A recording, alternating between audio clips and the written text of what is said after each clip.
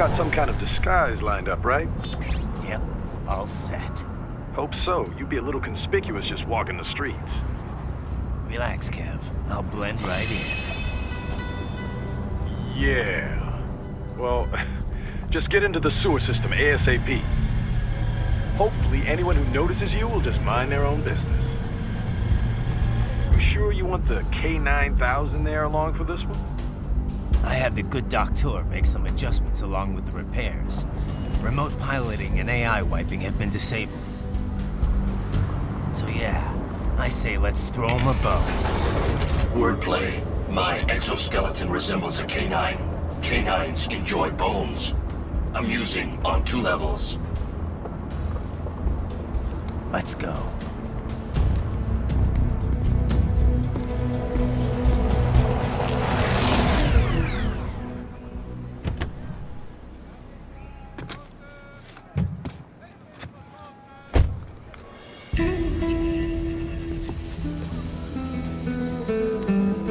¿Quién es ese güey? ¿Un mariachi? ¿No? ¿Un cyborg? Ese sombrero. ¿Qué?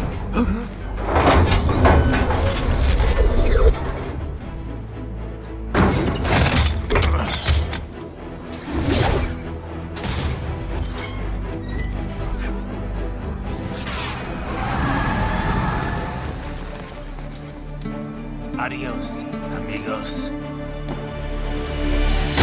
¿Viste? Qué raro, ¿eh? Hay que hacer que no lo vimos. Vámonos ya.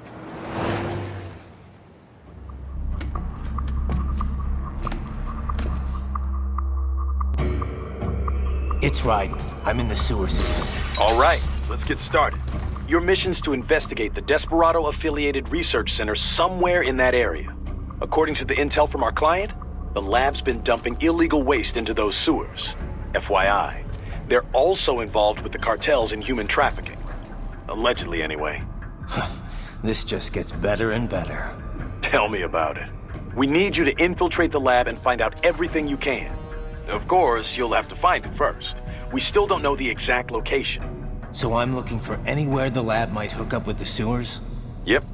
If they're actually dumping waste, they've got to link up somehow. Find that connection, sneak into the lab, and see if you can find evidence implicating them on anything. No problem. Stealth's my specialty. Right. Well, we'll see. Do we have any idea what kind of research they're doing there? Not really. Maybe something related to all the people they're trafficking. Like experimentation? It's possible. First things first, though. Find a way into that lab. Oh, right. It says here the locals say black crocodiles live in those sewers, so, you know, watch out. Black crocodiles? Could they be talking about UGs? Maybe just an urban legend. But still, be careful. I will scout ahead. You will provide backup. Sir, yes, sir. Commence operation.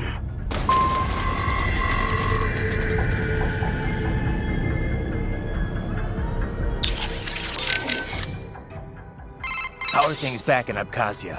Thanks to the full efforts of the workers, power was restored in just 2 days. Pretty impressive. Only the power plant is back online though.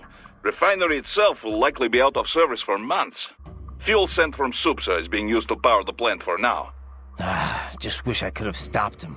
Impossible without a sniper. And in our focus on anti-cyborg combat, we were unprepared. Thankfully, other than financial losses, few Abkhaz citizens were seriously affected.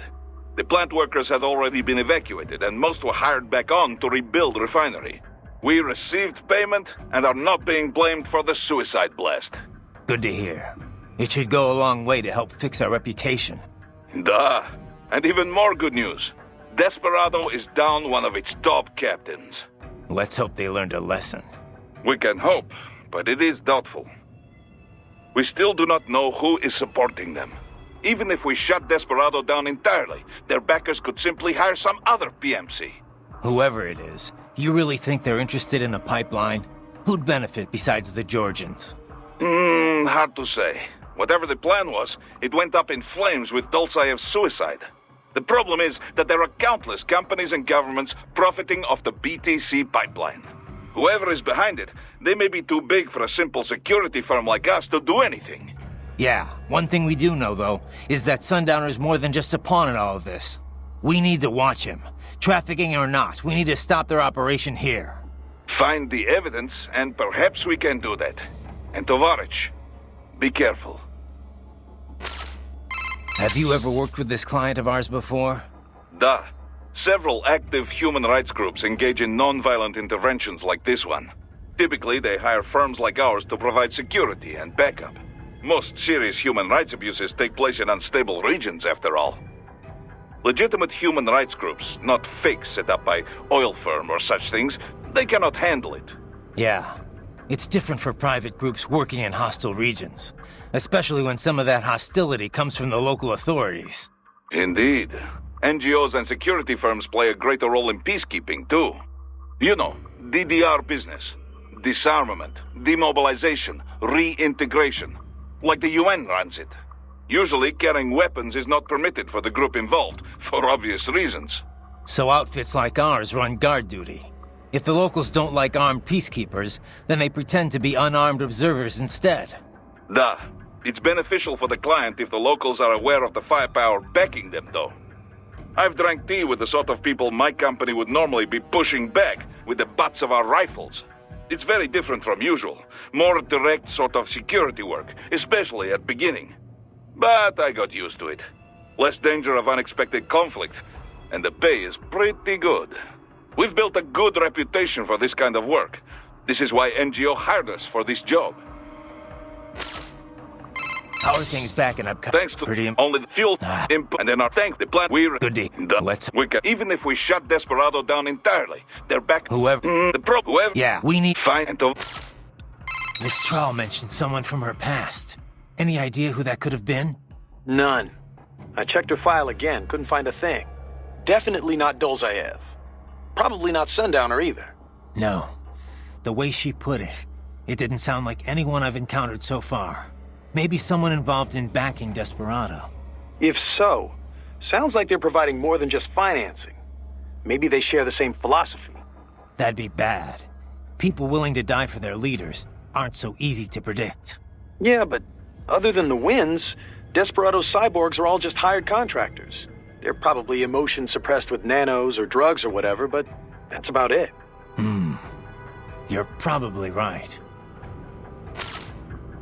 You know, I've never really developed a taste for climbing through sewers.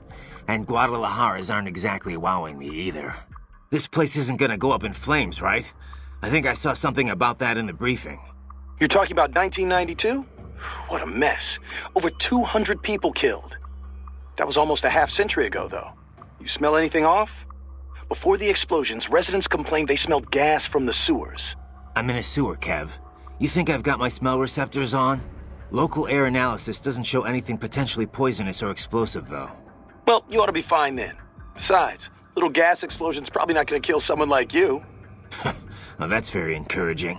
Seriously, though, Guadalajara is not a bad place, at least from what I've seen. Oh, it's not. Second largest city in Mexico, after all. I've actually spent a lot of time down there. It's got a lot of charm. The architecture is a fusion of Latin and old colonial Spanish culture. The city's historic district is home to a massive cathedral overlooking the whole town. It's always bustling. It's a lot of fun just kicking back and watching the locals. Walking around the Libertad, taking in the sun with a cerveza in one hand, mariachi band nearby. No better way to spend a weekend, let me tell you. If this PMC thing doesn't work out, you'd make one hell of a tour guide. Meanwhile, I'm down in this dark, filthy, humid, cramped sewer. Also, if you ask me, the girls over there are the hottest in all of Mexico. You wouldn't believe some of the chicas I've chatted up. On the street, in the shopping malls, at the bars.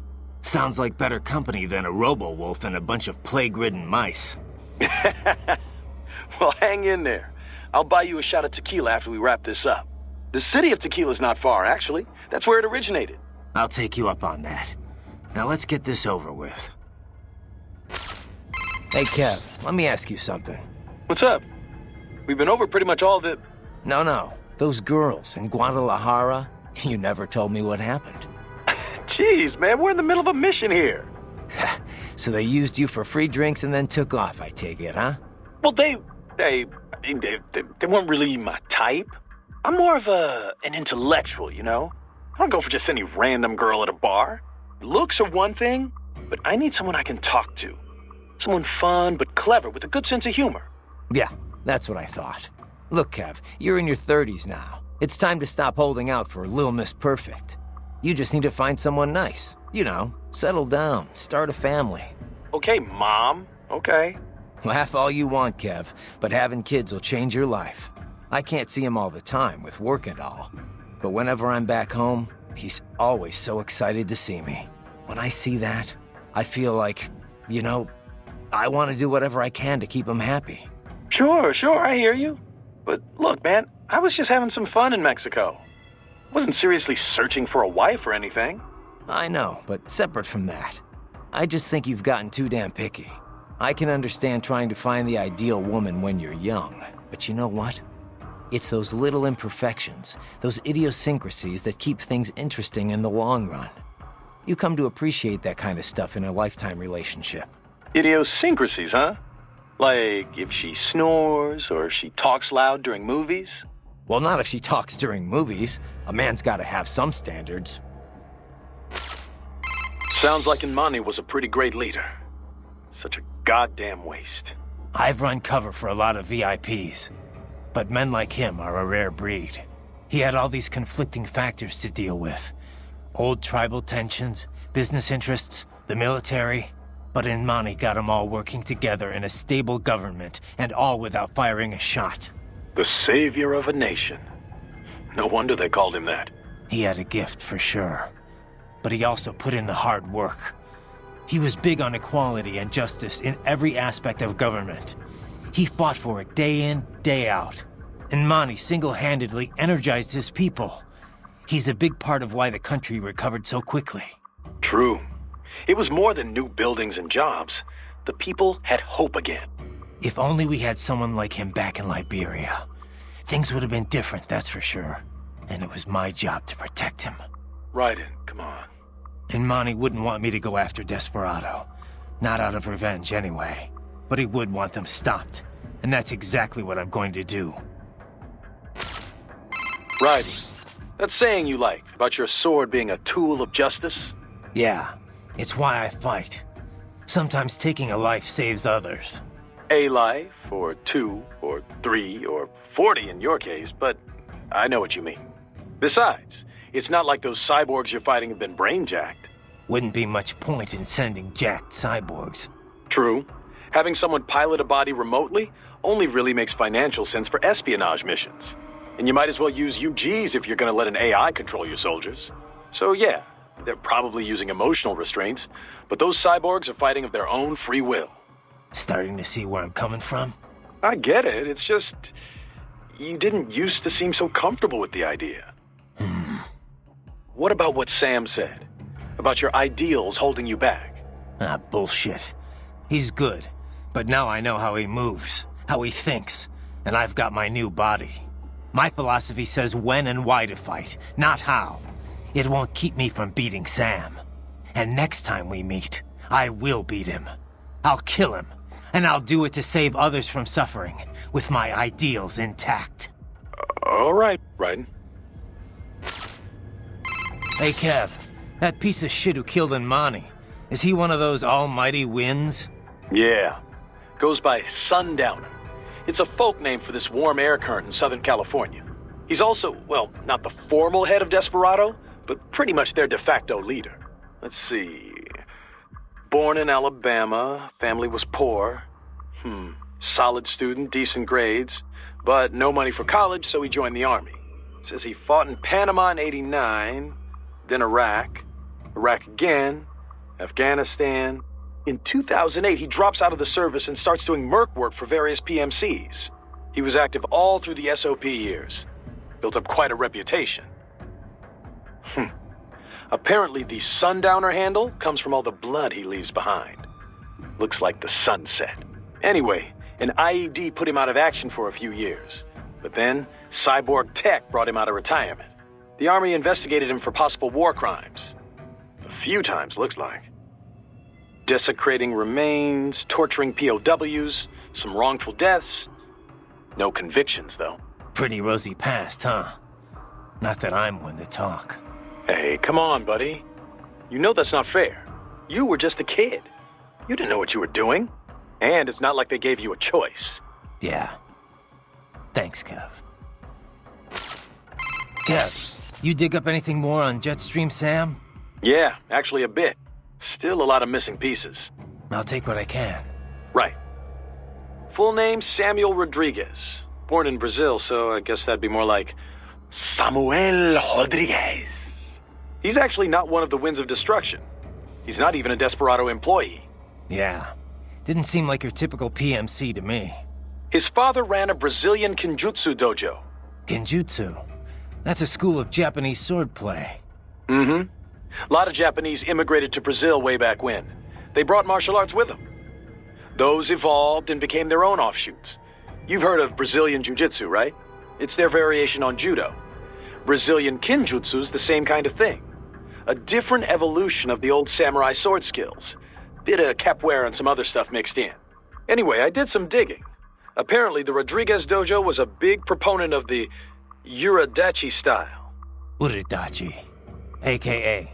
Setsujinken, the murdering sword.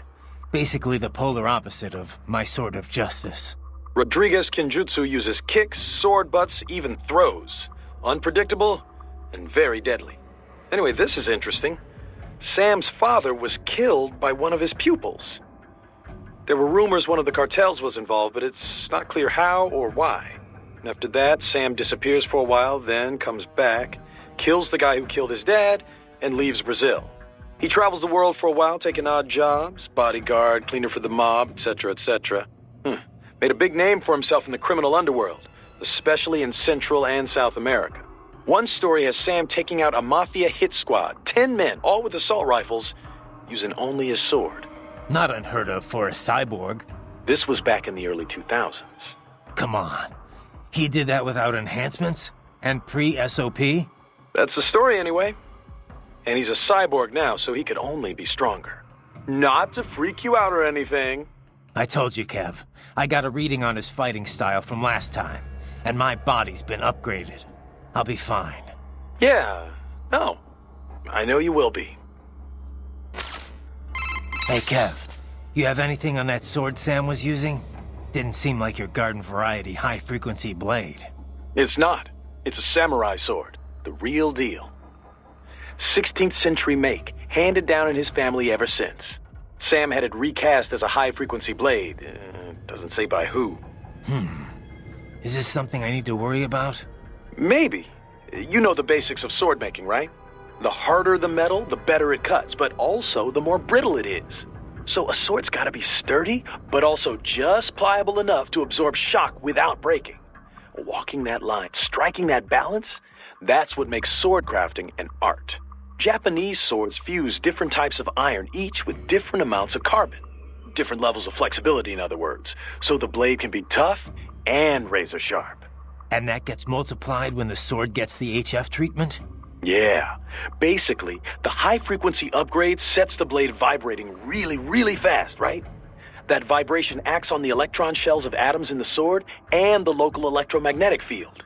When the EMF achieves resonance, the blade's bonding is strengthened. At a quantum level, it's like the entire sword is made up of the exact same particle type. It also disrupts any atoms it comes into contact with. Say, those that make up the target. Their electron clouds shrink from exposure to quantum decoherence at the Planck scale. In other words, it electrically severs the bonds that keep the target's atoms together. You lost me around the EMF part. And that's the dumbed-down explanation. To be honest, even I don't understand all the details. Point is, an HF upgrade is like an amplifier. It multiplies what's already there. So Sam's badass blade might give him the edge. I mean, you know what I mean. The original sword was really that good? Sounds like it. Says here it's a Murasama blade. Murasama. Sounds familiar. One of the top 10 best-known sword makers worldwide, easy. In Japan, he is legendary. They say his swords thirst for blood, that they choose who will wield them, you know, that sort of thing.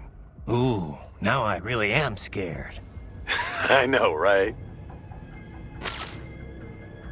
Where the hell did Desperado get all these cyborgs anyway, Kev? Hard to say. They're not as rare as they once were, but still. Of all registered PMC troops, we're still talking what? 3% have enhancements? Maybe 5% tops. Mostly career military who got hurt on the battlefield one way or another. Getting their arms or legs back lets them keep earning a living. But most able-bodied soldiers are still reluctant to sacrifice their own healthy body parts. Plus, the surgery is highly specialized. Expensive as hell. Not to mention maintenance costs after that. Unless insurance is footing the bill, most guys couldn't afford enhancements even if they wanted to. Maverick's got some cyborgs. What's their story? They all wounded in action? Mostly. I heard a few saved up and paid for it themselves, but just a few. There is this one crazy blonde guy, though. I heard he asked for a full body conversion. The Patriots didn't leave me much of a body to begin with. I just had Herr Doctor finish what they started. You know I'm just giving you shit, man. Anyway, yeah. Looking at the numbers, cyborg soldiers are still a pretty small minority. Not really surprising when only contractors in developed countries are offered insurance. Third world soldiers get hurt out on the field, and that's all she wrote. They can't work as a merc anymore. Most times, they can't really work at all. Well, Desperado's up to something, because cyborgs are definitely not in the minority here. I've heard of some PMCs covering the cost of the surgery for their disabled. The mercs get their career back, sure, but the PMCs aren't exactly running a charity. These guys have to work to pay it off until the company at least breaks even on them. Any cyborg breaks his contract early would probably be in debt for the rest of his life. You think that's Desperado's MO? I can't prove it, but sure as hell wouldn't surprise me. So what kind of deal does Maverick offer its contractors? Oh yeah, I forgot you're full-time too. You never contracted with us? Nope. Boris invited me on board the first time we talked about it. We've known each other since Area 51. Didn't have any reason to turn him down, so yeah. Never really considered the contract route. Right. Well, it's actually pretty rare for guys on the ground like you to be full-timers. Most of Maverick's soldiers are contractors, just like with any other PMC. It just makes sense. After all, it's never the same job twice in this business. Each mission has its own requirements. Force size, skill set, all that crap. So generally, we contract out on a per-mission basis, or a fixed schedule for longer jobs. A lot of US companies are doing it that way lately, not just PMCs. Besides, a good contractor can earn more than most regular full-time employees. Definitely a hell of a lot more than regular military. And if they want to quit, can they get out of their contract? Yep. Of course, just up and quitting right in the middle of a mission would cause problems. Just like any other job, you know? We'd want some notice to settle on a new end date, but hold up. You're not thinking of leaving us, are you? Just curious. You still busy with all that other work, Kev? You know me, man. Kev of all trades. I got a lot on my plate. Briefing prep, arms procurement, client negotiation, HR, biz dev, accounting, you name it. Lately, though, I've been focusing more on sales and on-site coordination. Oh, and advisor work like this. Never sleep, do you? Things have been better since Courtney joined up, at least. This trial mentioned someone from her past. Any idea who that could have been? None. I checked her file again, couldn't find a thing. Definitely not Dolzaev. Probably not some... No, maybe if that... Yeah, but other than the wind, they're probably... Doc, I'm seeing Desperado cyborgs explode here after I take them down. For security purposes, I would imagine. Cyborgs often use classified tech from suppliers who take great pains to maintain their trade secrets. Most likely, these models have a self-destruct failsafe that triggers once they cannot defend themselves. So they die even though their brains could be transferred to a new body? I understand your concern, Raiden, but I'm sure these conditions were clearly stated in their contracts. This is one area that is well regulated by the law. PMCs must inform their workers of such things. These men knew the danger when they signed up. No doubt they were compensated for the additional risk. Right. You should be more concerned with the potential for data loss in these explosions. They could damage or even erase the holographic memory in their left hands. Though to think on it, the data is most likely automatically wiped before detonation, just in case it would survive the explosion and resulting shockwave, you know. Yeah. Sure, Doc. You must remove the hands before the critical system shutdown sequence can activate. Remember it this way. Before you kill, make certain no cyborg is left with a left hand. Raiden, have I told you of the research I was conducting before we met? Several times. It was the Cold War. East Germany. The DDR. My field was infantry weapon research. It was a magical time. Secret research. Top secret, you know. All for the Soviets, but so exciting. I was free to explore wherever my findings took me. I never had a budget request refused. Not once. I was young then. Working, always working. Most nights I would sleep under my desk, you know. Call it nostalgie, but East Germany wasn't so bad. Nostalgie being German for East nostalgia, of course. Of course. Yes, the bureaucracy had its problems. But my colleagues, the discoveries. Well. In any case, after unification, they suddenly shut down our entire facility. Everything I'd worked for, my job, my research, poof, gone just like that. Sounds rough.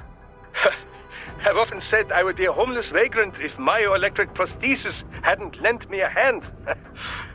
Artificial limbs were crude props then, you know, designed only for appearances. They were hardly functional. If you lost an arm or leg, you were disabled, and that was that. The key was running actuators based on electromyography signals from the skin's surface, of course. This enabled a great range of movement, even more so than a natural limb. It was then I realized my knowledge of robotics and engineering could come in handy. So, I contacted a prosthesis laboratory in Dortmund, and I was hired immediately. Patents filed in my name made quite a bit of money, you know. Soon I was made the head of my own lab. And that's when you started filling orders from PMCs. Indeed. From contractors who'd been referred by their employers, to be exact. Workers from your industry quickly became our best customers. We were flooded with orders. But my field was never full body conversions. You can imagine my surprise when Boris contacted me. Yeah. Our previous cybernetics maintenance guy went into hiding. But I built on my knowledge and now consider myself an expert on all cyborgs, both partial and full body. Glad I could help with your on-the-job training.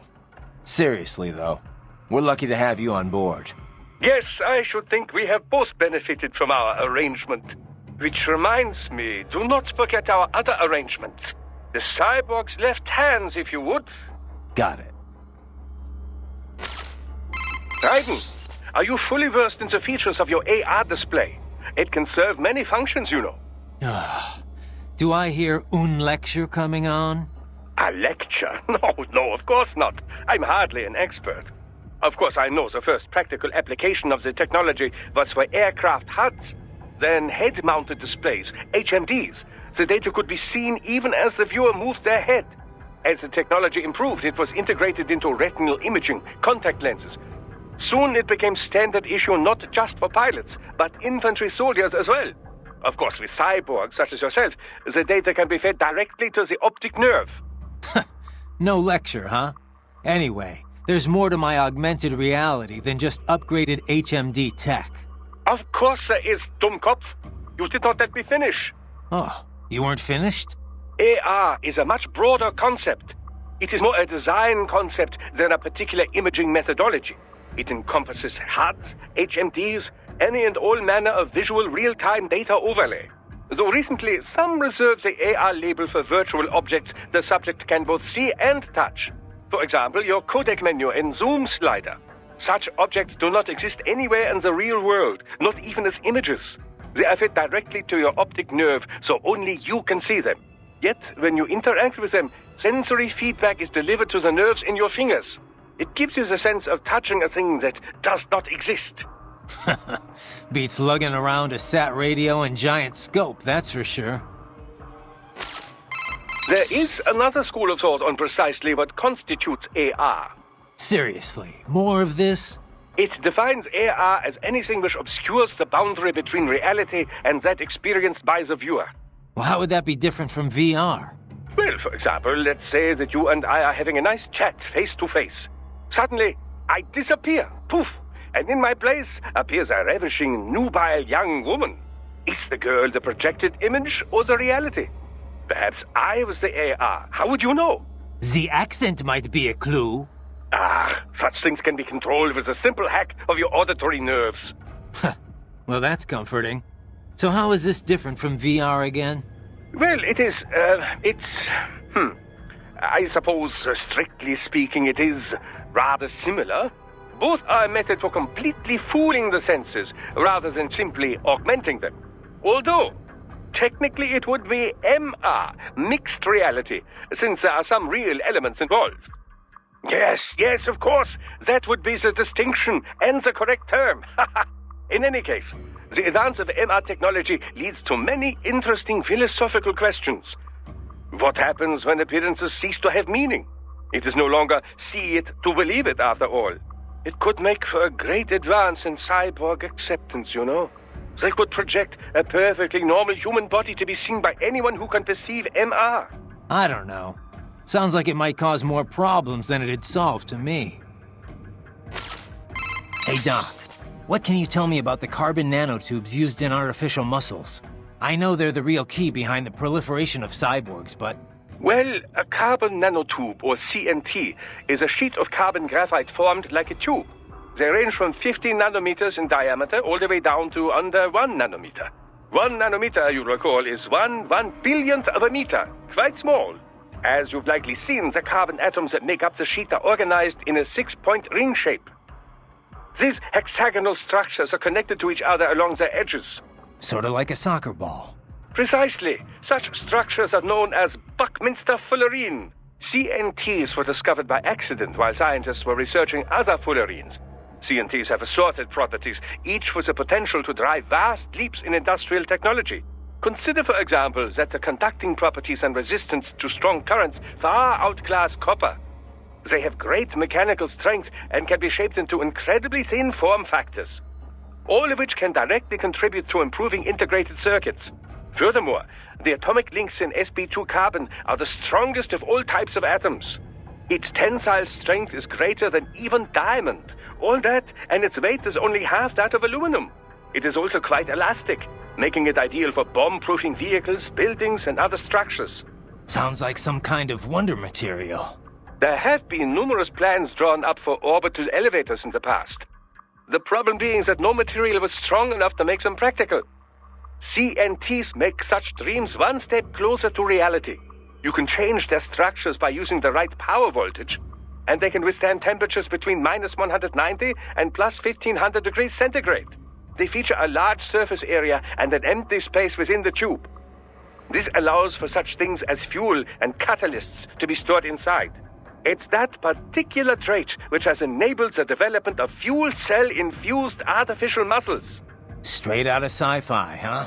Well, truth is stranger than fiction. Science fiction, even. Scientists are currently expanding upon all of CNT's uses. But it has taken a fair amount of time since their discovery for practical implementations to pop up.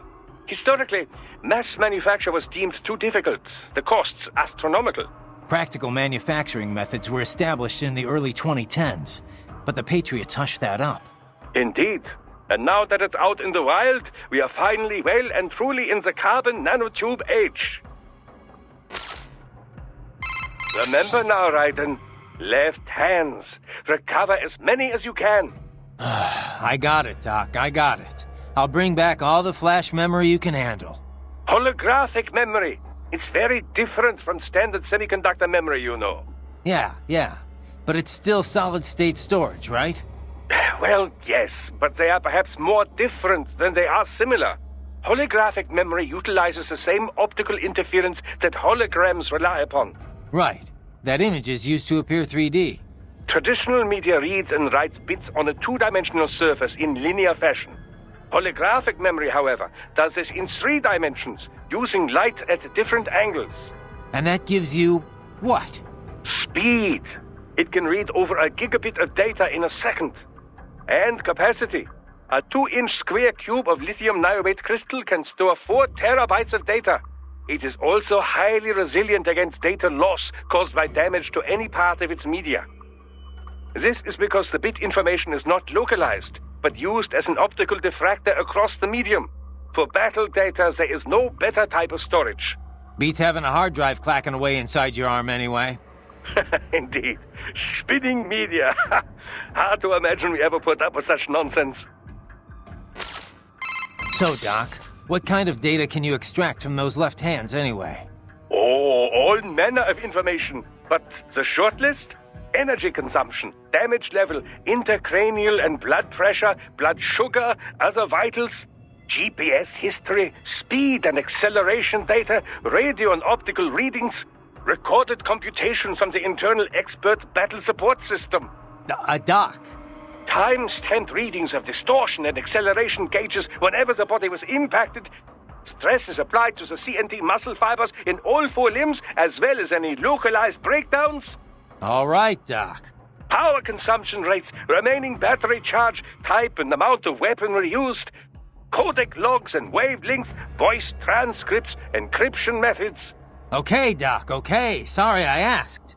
As a field of technology, cyborg warfare is still in its infancy, you know. It is my duty as an engineer to collect and analyze as much data as possible for every conceivable situation. The resulting database will help drive future technology, both modifications and advances. Makes sense. But why the left hand? Why store it all there? Accessibility. A unit can remove it with its own right hand, or it can be recovered if the unit is damaged. I would advise you not to remove your own holographic storage, however, unless absolutely necessary. To facilitate recording of everything you see, hear, and so on, it is tied directly to your cranial nerves. So, each time the storage is connected or disconnected, your hippocampus is stimulated. This can result in memory loss, flashbacks, and all manner of unpleasant effects. Yeah, I have some experience with that. It's a little more than unpleasant. Perhaps we could chit-chat later, Raiden. I'd hate to occupy too much of your time. Wolf? You're a one-of-a-kind prototype, right? Correct. I was originally conceived as a weapon to replace humans and cyborgs. Conversation and intelligent decision-making were deemed essential to the role. The project was eventually cancelled after 3 years in development. Why? I have intelligence, but I lack a specific quality essential to any combatant. What's that? Brutality. I am not human. Thus, I lack the brutality inherent to humanity. I was shut down, then revived, apparently on Sundowner's orders. Sundowner? But what's he want with you? Unknown. A manifestation of his sense of humor, perhaps. As a machine, I am more sensitive to my fellow man than an actual fellow man. This amused him. Guy has an odd sense of humor. So, you were under Mistral's command all this time? I originally took orders from Sundowner, but not for long. As a novelty, I did not last. Mistral saw more potential in me. What'd she see? Unknown. However, she apparently enjoys the company of dogs. She demanded 100% obedience. As long as it was given, she treated me well. She was looking for companionship? That I cannot say. I still have relatively little communication experience with humans. My ability to read emotions not explicitly expressed by speech is lacking. Wolf? You're one of... Correct. What? What's... Brutality. I am not... I was... Son, but what's... As a...